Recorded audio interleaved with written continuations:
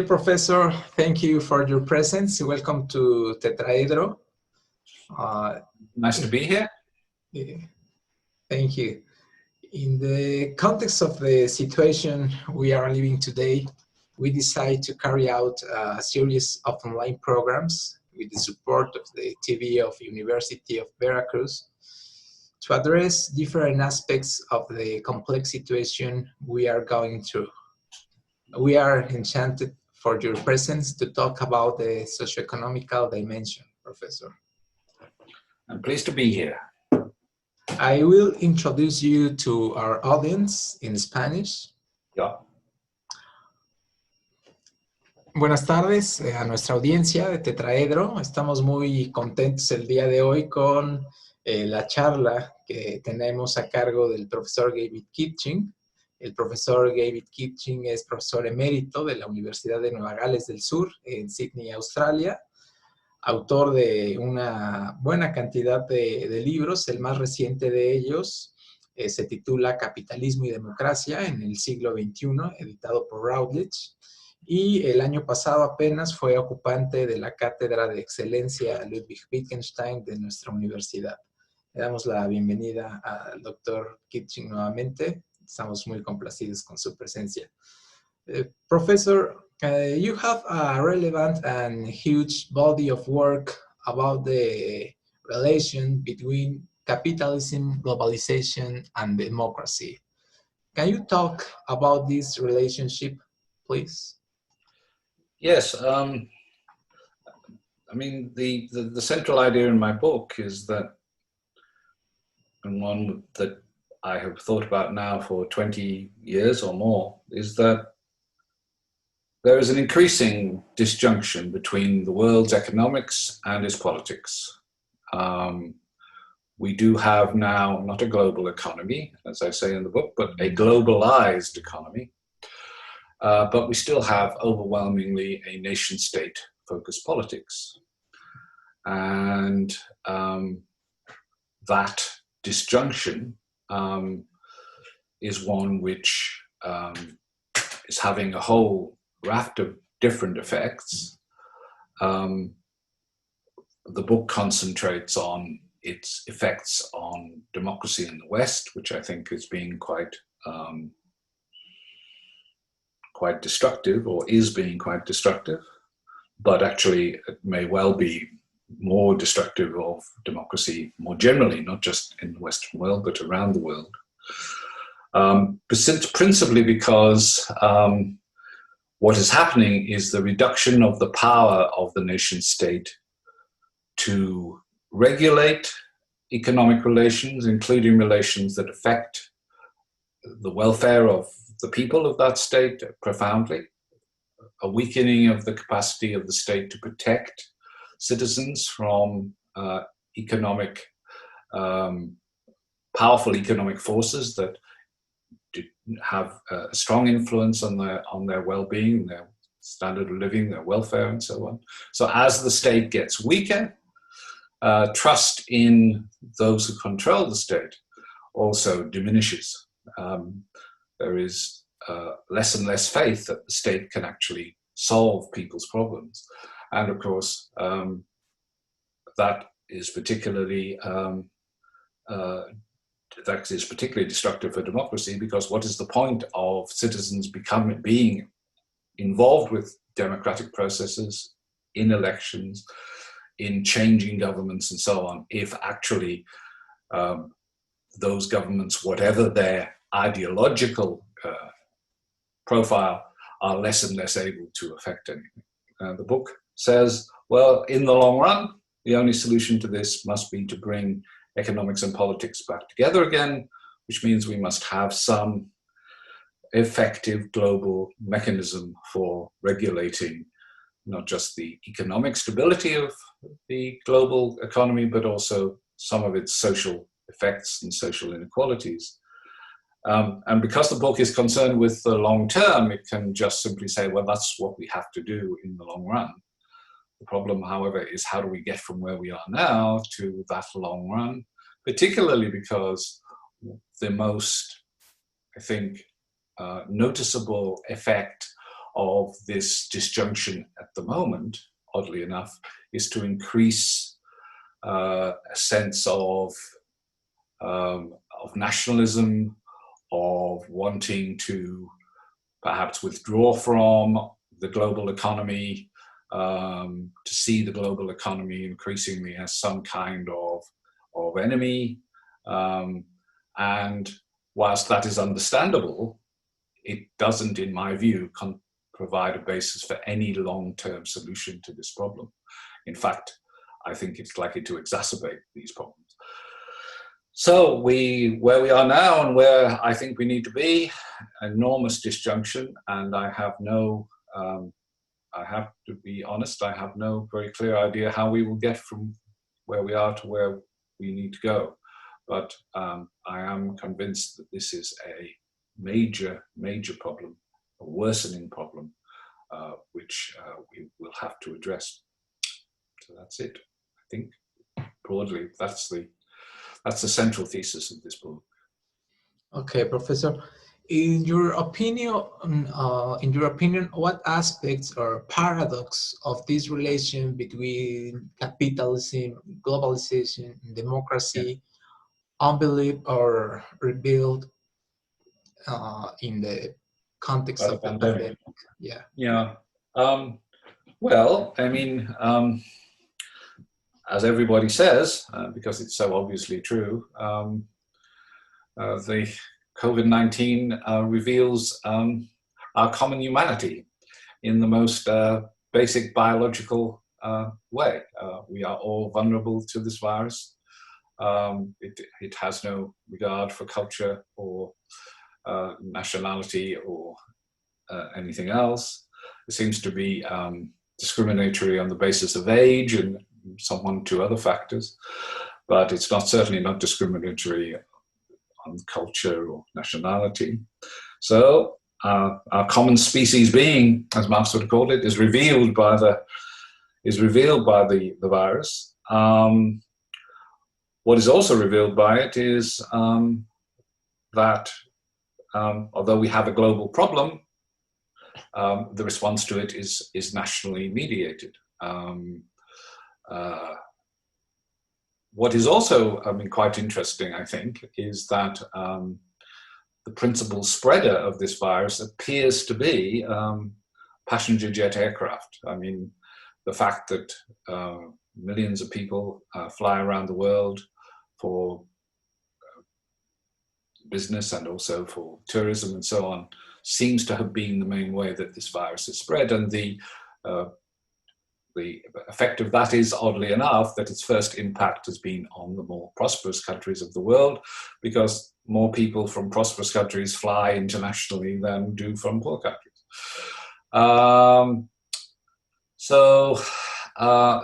And of course, the enormous global tourism industry, the enormous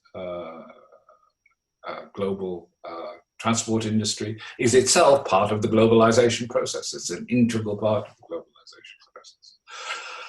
But as I say, when it comes to actually addressing the problem of the virus, dealing with the virus, those responses have been, as you would expect, national ones. And I have no objection to that. I don't think that I cannot envisage a world in which we would have a single public health system. I think it would be highly inefficient if we did. So that's fine. But of course, what it means is that our capacity to deal with the virus depends upon the strength of our public health systems. That itself is a function often of the prosperity, the general prosperity of a country. And it also, paradox upon paradox, the effectiveness of any country in dealing with this virus depends upon it being willing to learn from the experience of other countries who have been impacted first. You do get this virus because it seems to come in infection waves, serial waves. It gives the latest starters the chance to learn from those who have been affected first. And what is again emerging is that countries have been very varied in their capacity to do that, in their capacity to learn and to take effective action on the basis of what others have done before. Perhaps the most paradoxical result of all of the virus to date is that the nominally most prosperous country in the world seems to have been the worst so far in dealing with the virus effectively. That's obviously for political reasons that we all know. Yes, I mean, I suppose in a very brief answer to your question is that the virus has exposed precisely the contradiction, or another dimension of the contradiction between our economics and our politics.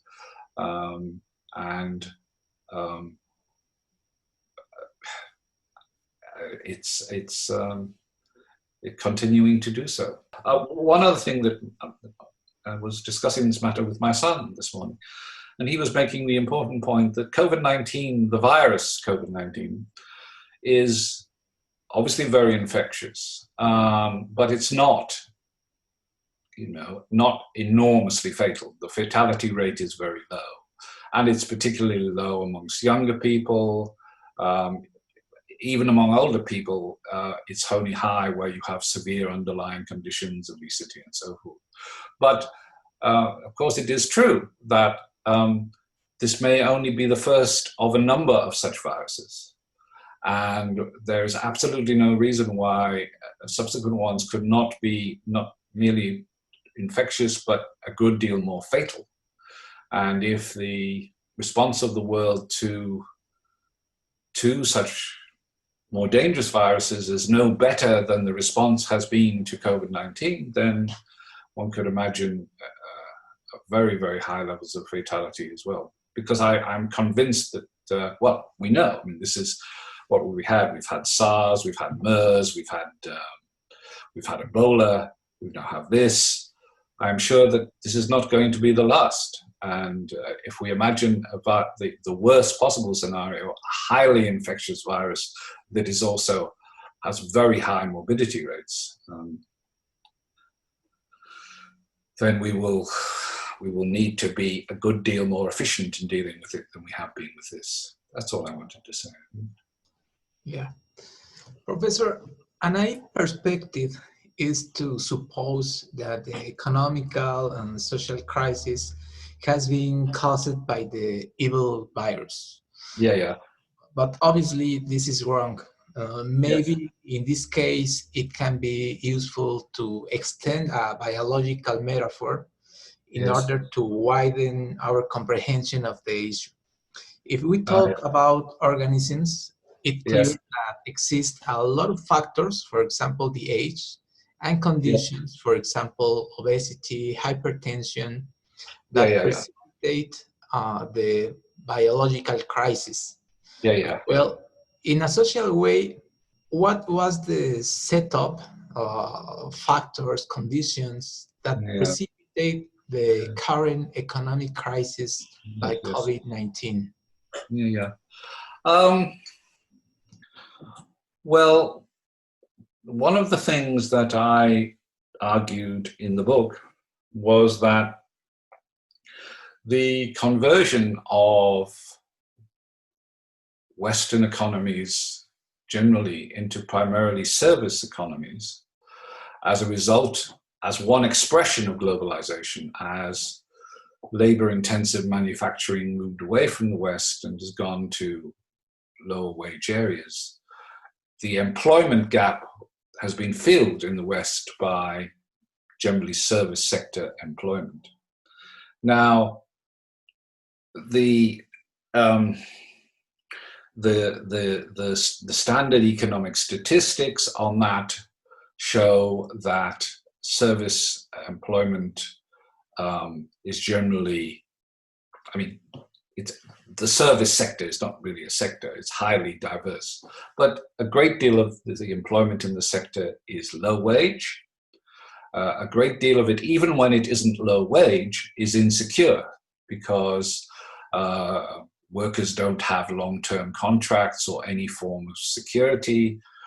Also, as I argued in the book, it's relatively difficult to raise productivity in service industries compared with manufacturing, particularly. So that, and the only way really to do that is to reduce wages.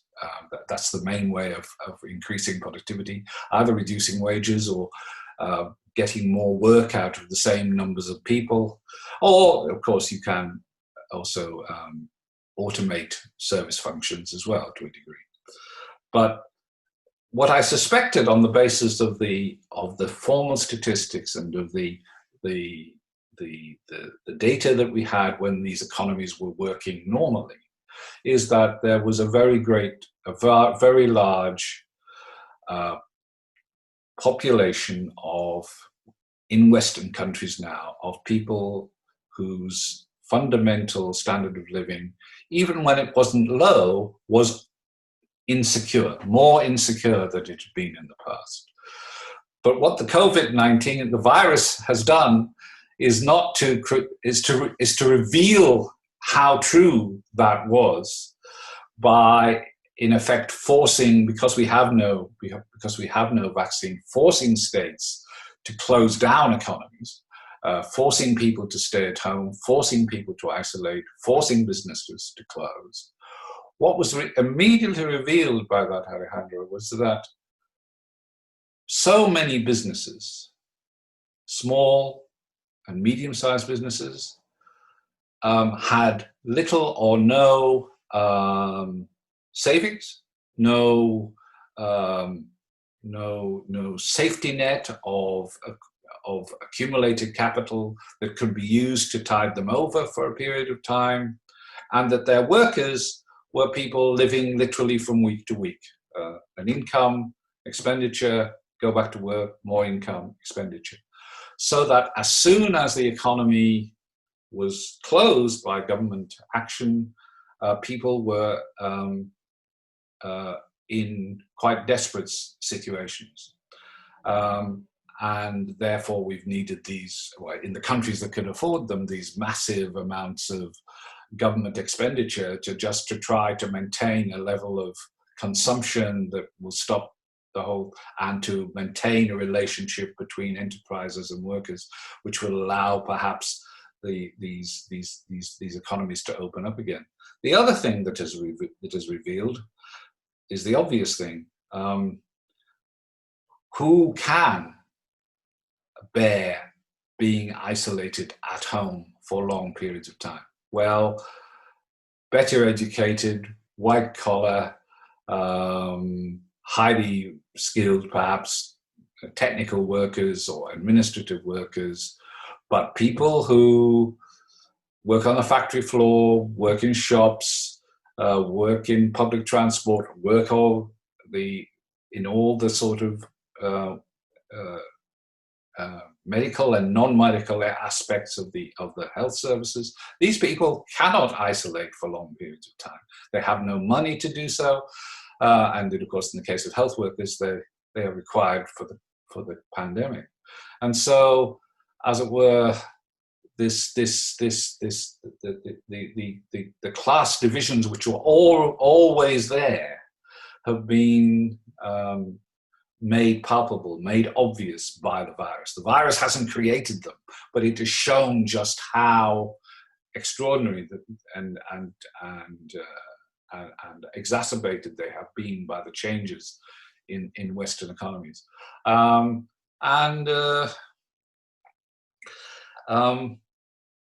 sometimes have said to my family that there are merits to COVID-19. It's not necessarily simply a bad thing. It has shown us what we would prefer to ignore. It has made it impossible to ignore. Now, some people hope that this will lead to major political changes in Western countries and other countries. Maybe it will, maybe it won't. I'm not as optimistic as some people are, but it certainly revealed our fundamental problems. And you're quite right, the virus hasn't created them. The virus simply revealed these fractures. Professor, in your whole work, you have traced a particular point of view about the time, about history, Yeah, other social science, and his relationship with the concepts of explanation and yeah, prediction. yeah. Can you talk about these topics? That's, well, it's perhaps more difficult to do briefly, but as you know, Alejandro, I was trained as an economist. This is my first discipline, and in a very conventional way, which meant that I was taught to use some mathematical models and statistical analyses and so forth, so on and so forth. And I was also taught that economics was a science, and that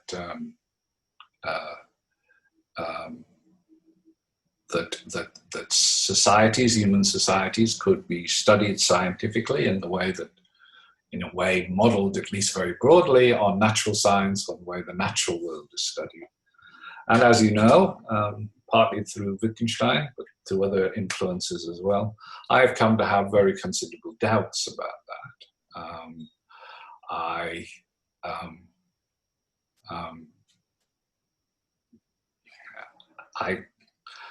I think that the human world is a world of action, reaction, and interaction, and that it is difficult to adequately understand how it works, for example, by using notions of causality drawn from natural science.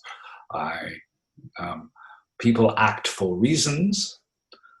Because they act for reasons, it is possible to say that confronted with certain sets of situations, there are only a limited number of things they may do. There are scenarios of how they will act or react in certain situations, but it can be almost impossible to know from that which of the alternatives available to them they will choose, or perhaps which groups of people will choose one response, which another. And so prediction, in the sense of saying, what will happen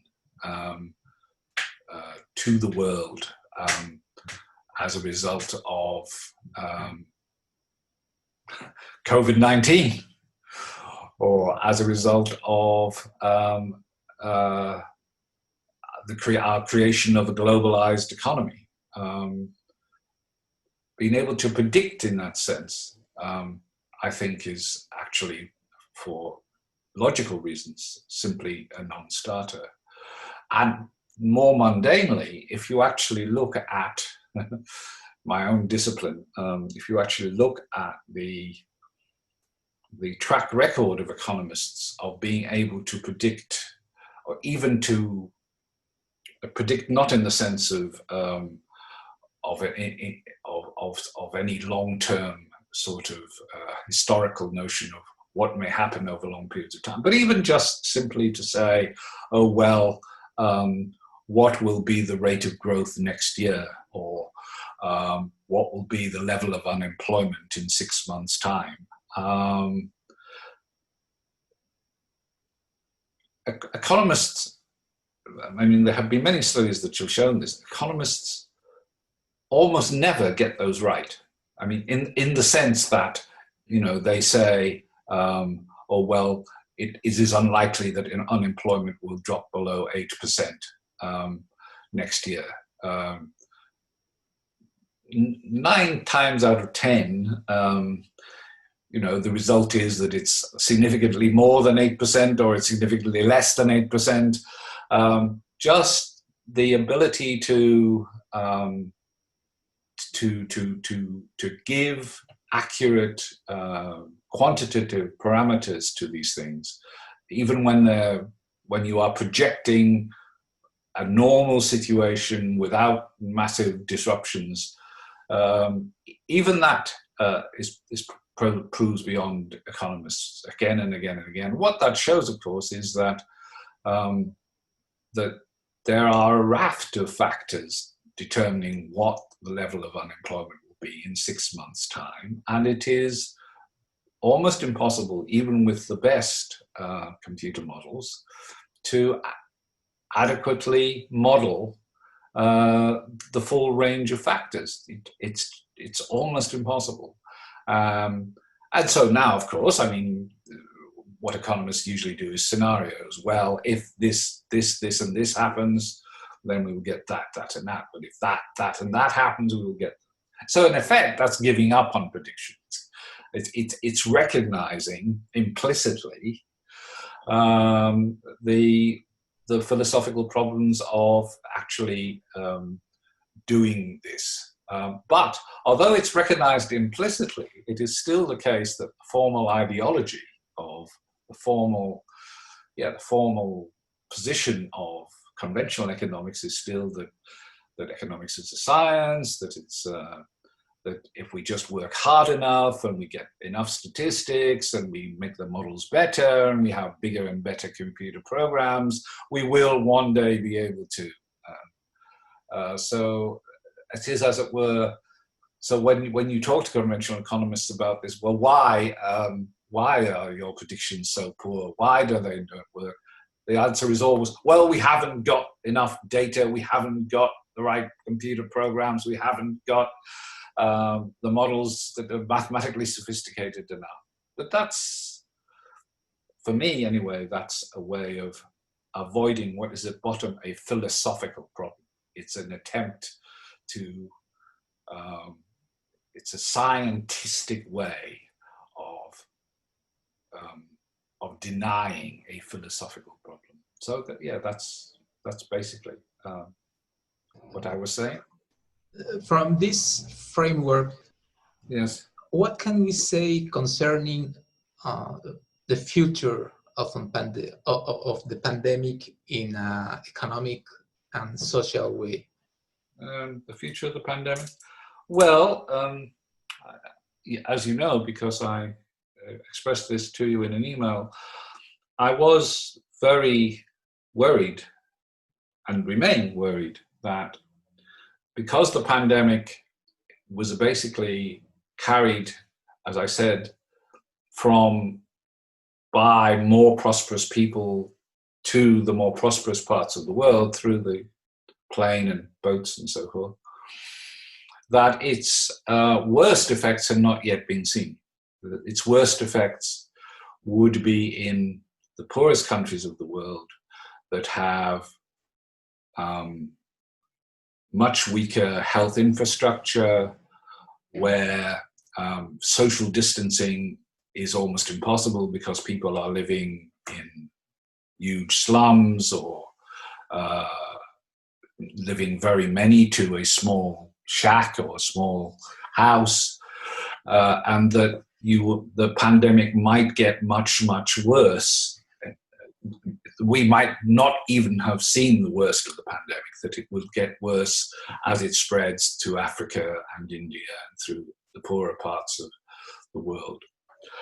Actually, though, Alejandro, now I'm perhaps a little bit more optimistic about that. And I think the reason I'm more optimistic about that is I think that what is noticeable about those parts of the world is, first of all, they have generally younger populations.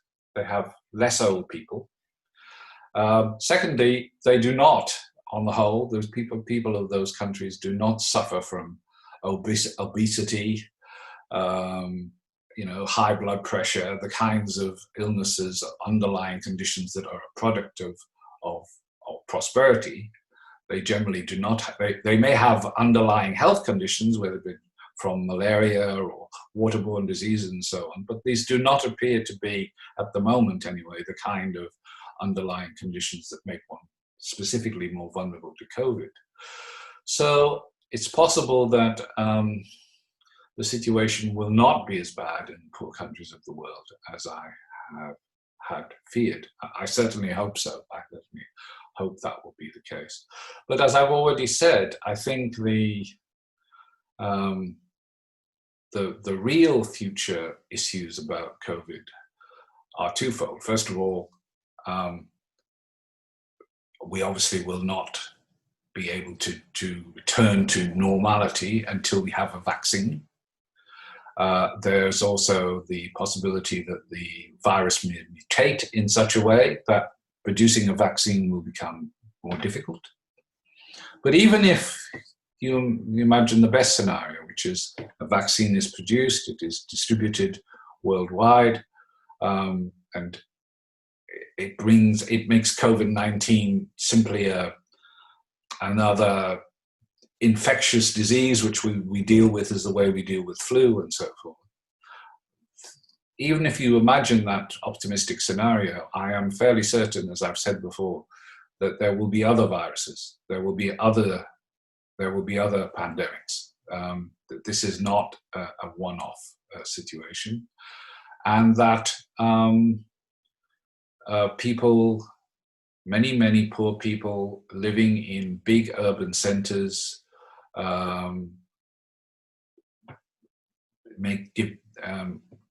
obtaining cheap food through these wet markets and so forth, is a situation which will probably produce, as I say, more of these problems. And we need to be a lot more efficient and effective in responding to that than we have been to COVID-19, because if we're not, the fatalities could be far worse.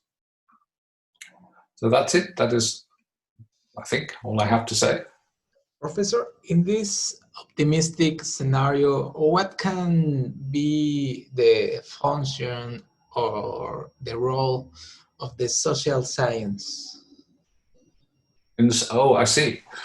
You mean in dealing with COVID particularly, or just in general terms?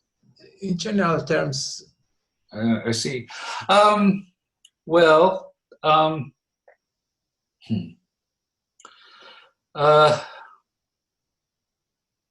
You know, one of the really damaging effects, I think, of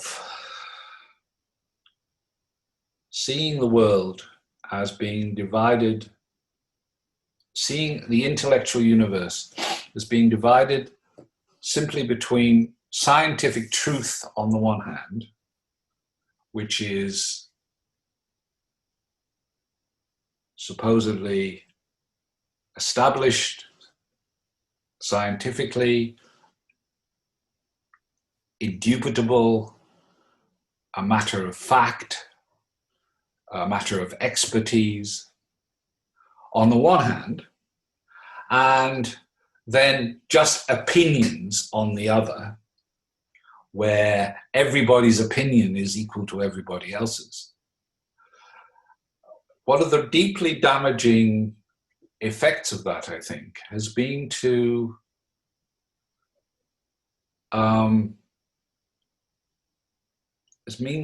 to make disappear the fact that there is something between these two things. And in English, we normally express that as the difference between informed and uninformed opinion, right? As it were, you can have an opinion about what is the best way to protect our society from a pandemic, or what is the best way to organize healthcare, or what is the best way to to improve the situation of women in a particular society. You could have an opinion about that, which is an informed or an uninformed opinion. And for me, the role of social science is to turn uninformed opinion into informed opinion, and to do so by saying not these are the scientific facts that you must accept, right? But by saying, look, if you value these things in life, if you value these ways of doing things, if you value whatever it may be, you know, the beauty of your landscape, the freshness of your air, if you value, you know, good education for children, if you value these things, if these are important to you, then here are some suggestions as to what to do to maintain or make better the things that you value, so that you don't, as it were, the point of social science is not to, as it were, impose truths on people, scientifically established truths. The point of social science is to say, is to find out what people value and want, and put before them a range of different ways of doing this, the costs and the benefits of different ways of doing it. And therefore, if you like, to enrich our public culture and our public dialogues, our public conversations. And that's what I think. But there is a kind of paradox, again, a contradiction, Alejandro. I think that, funnily enough, if you de-emphasize the scientific side of social science, will that weaken its sense of legitimacy in the broader community? I don't know. I don't know. But if one can say, look, you know, all opinions are not equal. You know, I'm not simply offering my opinion here. I'm offering evidence, information, analysis to inform opinion, inform my opinion, and through me to inform your opinion. Then I think that's a better way forward, because I think what has been revealed, what is revealed in this health crisis, and what is revealed many times, is that when people feel, as it were, battered by science, their response is to say, oh, it's all just a matter of opinion, and everybody's opinion is equal. And that is a road, I think, to the kind of ignorant populism that we now see abroad in the United States, in Brazil, in Hungary, in many parts of the world. Yeah, that's it, I think. Professor, do you think that the social dynamics change in this way after COVID-19? Well, I think one good thing that COVID has done is to show that if you want to deal with a virus, you need to listen to epidemiologists, you need to listen to virologists. It has made it obvious that expertise, that knowledge matters. But if you if you look at what is happening in the politics of so many countries now, there is an attempt to say, well, yes, that health expertise is important, but health experts don't know anything about the economy. Health experts don't know anything about people who have no money because they can't go to work. Health experts don't know anything about businesses that will close if they remain without customers for a few more weeks. And so, you know, there's a kind of, on the one hand, a valuing of expertise, and on the other hand, a sort of devaluing of it as limited. And of course it is. Health expertise is a limited thing. It's concerned with what is the best thing to do to stop fatalities from this virus. But it is right to say, you know, people who can't work, people who can't feed their children, they too are suffering. But what is missing at the moment is, it seems to be simply a debate between those people who want to keep the economies closed for health reasons, and those who want to open them up and get back to normal. But normal, what COVID-19 has revealed was that the normal that we're going to get back to, was a deeply flawed normal. It was a world in which many people, as I say, live very precarious lives, even in supposedly prosperous countries. And what I feel that social scientists ought to be doing now is saying, well, we don't want to go back to normal. We want to go back to, and we want to go to an improved situation, improved socially, improved environmentally.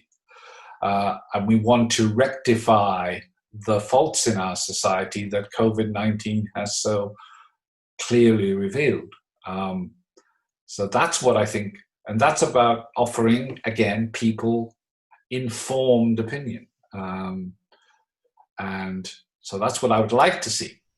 Whether it will happen, don't know. Professor, what are the enemies of the informed opinion currently? The enemies of the informed opinion are two, I think, and they're on completely different sides of the debate. Huh? On the one hand, there are people who have this cult of science, right? Everything is a matter of science. Science produces knowledge. Once we have the knowledge, we simply apply it.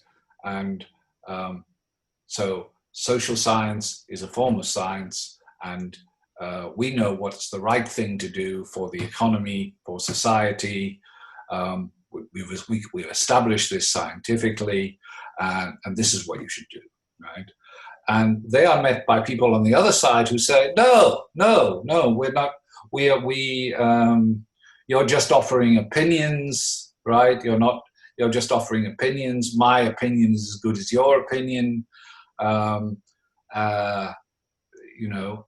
There is science in the world of physics. There is science in the world of chemistry. There is perhaps science in the world of medicine, but there is no social science. That's just all opinion. All opinions are equal, right? So scientism produces a kind of dialectical opposite, which is this sort of populist egalitarianism, you know. So scientism and populism are kind of linked, Alejandro, I think, in a way. I mean, one produces the other. And the only way to I think, get around that is to say, everybody's opinions must be heard, but not all opinions are equal, you know, because if you offer me an opinion, I'm willing to listen, but I also want to know what evidence, what arguments, you have for that opinion. And I will offer my opinion, and I will show the evidence and arguments that I have for that.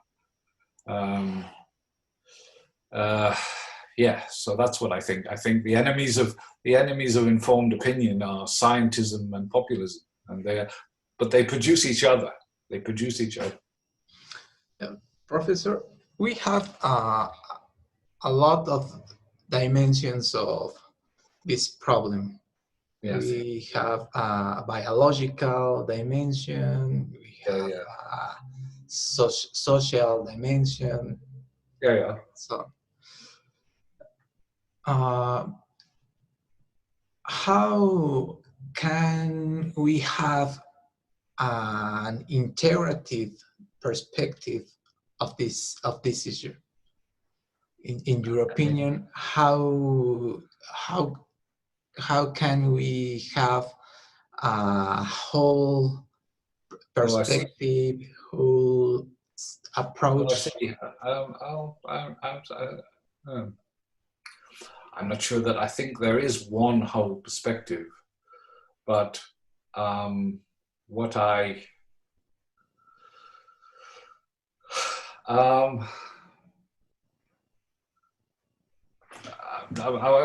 speak rather personally.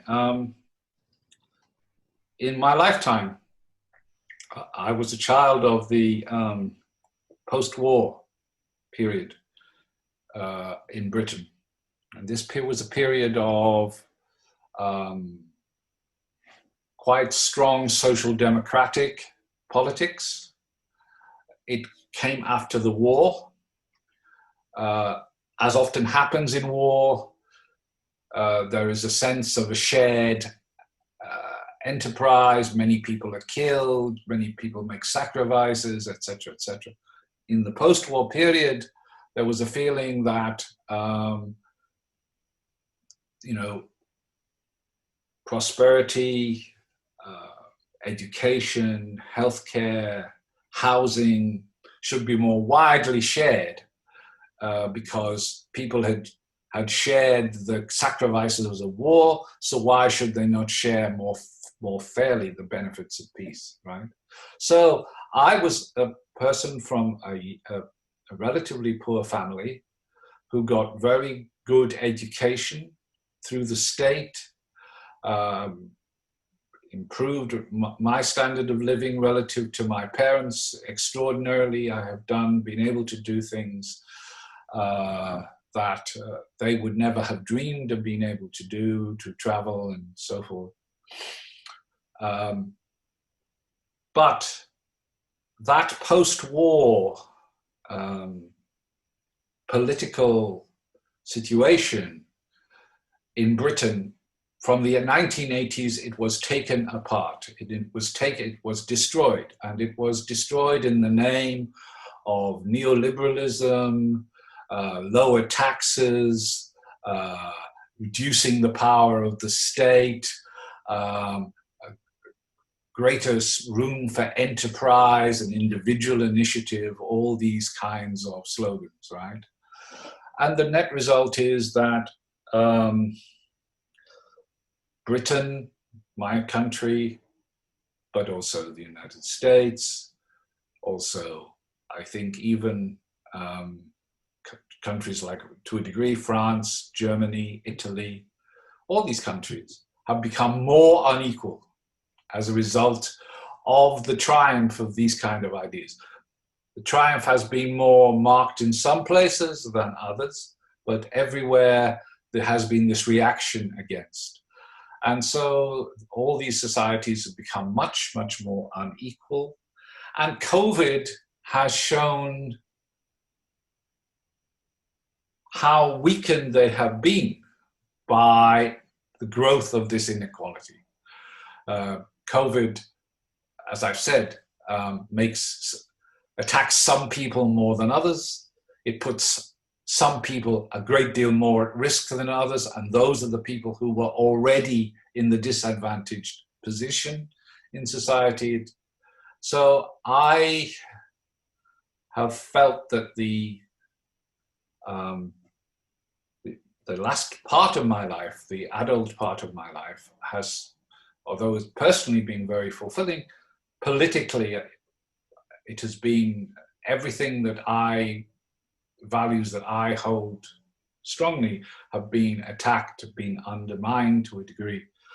And I think that's been, on the whole, a disaster socially, but actually even a disaster economically. I'm not convinced that this neoliberal economics, even in its own terms, has been effective, has been efficient.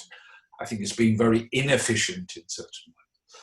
So I am hoping that before I die, I may see a movement back to the kinds of politics and the kinds of social arrangements that made my life possible, made my improvements in my life and of my children. Because actually, as many people have noticed, the young people now, people of my son's age and their children, they face the possibility of actually having a worse world to live in than I did.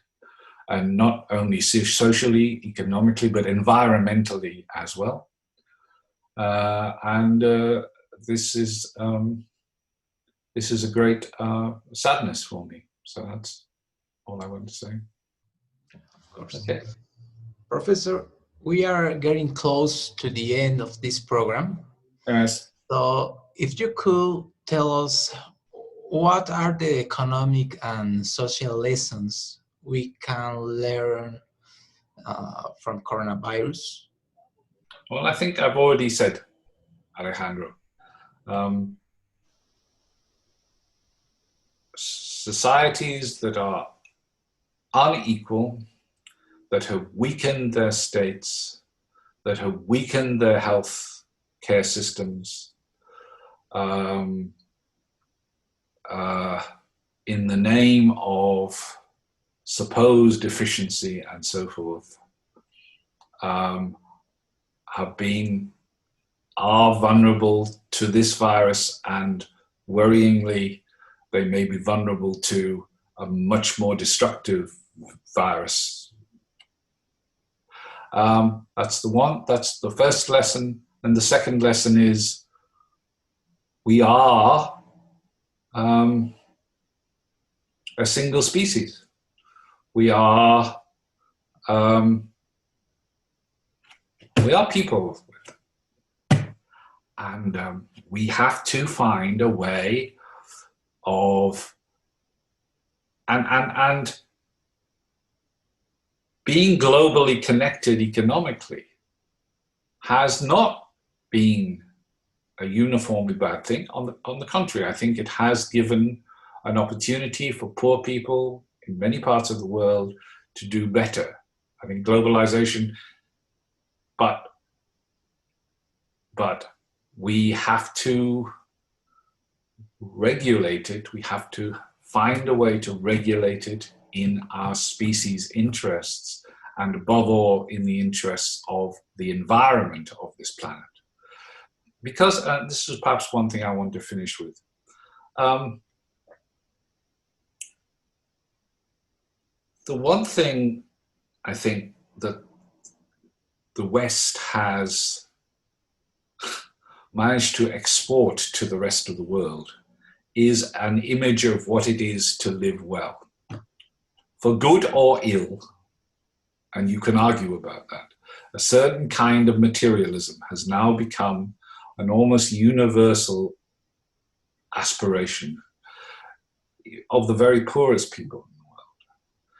And personally, I think that if you are driving around in a car, live in a nice house, have your children go to good schools, you have no basis upon which to deny that to other people, whoever they are, whether in Africa or wherever. But we cannot do that for everybody with our current technology without destroying the planet. So we have to find a way of doing it in a different, environmentally protective way. And that's a big task, but what is this song? We're all in this together. That's all. Okay, that's it. Professor, thank you very much for your time and your insights. Yeah. It was a pleasure to have this conversation with you. Right. Okay. No, it was great to talk to you, Alejandro, and to Sylvia and everybody. And I hope you're all well and keep well. Me permito cerrar el programa para nuestro auditorio de Tetraedro. Ha sido un placer tener al doctor David Kitchen con estas reflexiones tan profundas, tan relevantes para todos nosotros. Le agradecemos mucho su participación, así como a la Dirección General de Investigaciones de la Universidad Veracruzana por haber alojado este programa.